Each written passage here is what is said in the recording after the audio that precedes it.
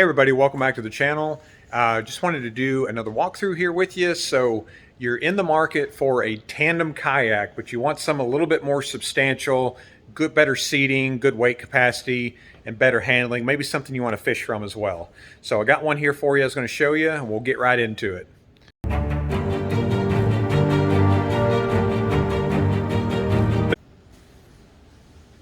Okay, as I was saying, the boat I've got here, this is the Jackson Kayak Take 2. So if you're familiar with Jackson's lineup, this is the boat that replaced the Big Tuna. The Big Tuna was a really popular kayak in a lot of areas, but just my opinion, the sails got a little stagnant on it. It was a rather large and heavy kayak. Good comfortable seats, good storage. What I like about this kayak, and again, I'm talking personal opinion here. So again, familiar with Jackson kayak, this is a lot like what I would call a tandem bite. A lot of the styling. So you got that nice open deck space. You got the nice seat.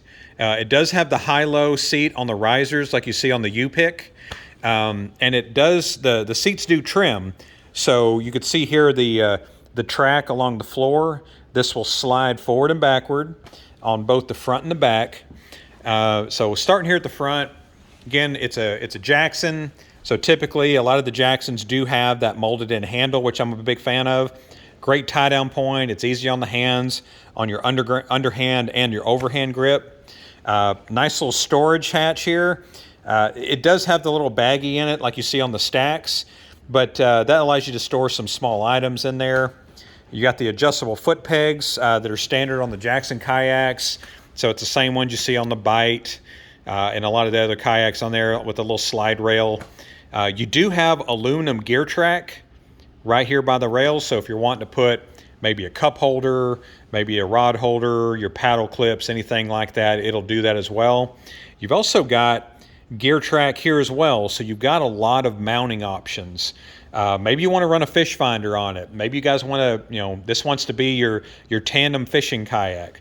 And I'll get to some of those other options there here in a little bit. But also here on the middle of the floor, you got a really deep gunnel here. And as you move back here, you'll see you've got some pad eyes in here.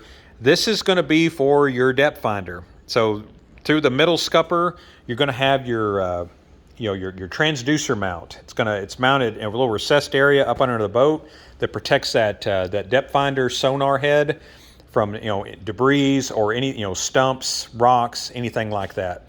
The pad eyes are kind of kept in there so you can keep your wiring really simple, really low profile, and it's not cluttering up your deck at all. The back seat here, you can see you've got a little bit more of a play front and back here, a little bit more of a gear track. I'm going to get here a little bit lower. Hopefully that comes through on the camera. So I've got the low position on the front seat, the high position on the back. Obviously you don't have to run it like that, but just kind of showing you how high of a position. Even in that low position, that's what I would call a nice mid-level seat position. You do have a transducer scupper hole here under that seat, which you see right in here. So you do have two different recessed transducer scuppers in the front and the back. The reason that is that this kayak, you can run this as a solo kayak.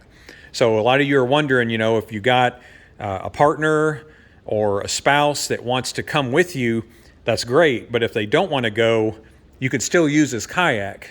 You can leave the seat in there if you want to. You can undo the 4 wing nuts. You can take it off, and you can move this seat forward, or you can take the back seat off and move the front seat back. Either way, you're going to be in the middle of that kayak. It'll be personal preference. So if you like more room in front of you or more room behind you, that's going to work really well for you. So what you're looking at here, this is a 2022 model. It's unchanged for 23. It does come in the forest camo this year though, which is really nice. This is the first boat that you really saw the Jackson's tri-track mounting. So you do have a tri-track here on the middle of the boat, and you've also got one behind the rear seat here. So again, you're going to see a lot more accessory options from Jackson on that tri-track. You've seen it on the NAR where you've got the little tackle bend that mounts on the side. They've got some Orion cup holders that look a lot like the Yak Attack cup holders that mount or side mount as well.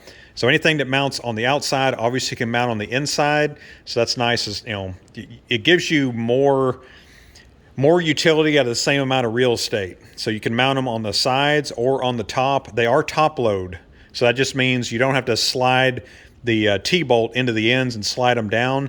You can put them in at an angle and mount it directly on top. So that's a really nice change. You're starting to see a lot more on Yak Attack tracks.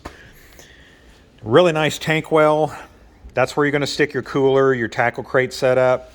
You got a little access hatch here, which again, it's got that little baggie in it. And just like most Jackson kayaks, it's got the 4-bolt pattern. That'll be your Torpedo, your micro power pole. You know, there's some other, trolling motor mounts that'll go on that. And those are little thread savers, so you can take those little plastic bolts out and you have those brass inserts where you don't have to drill into your boat. So that is the Jackson Take 2. 500-pound weight capacity.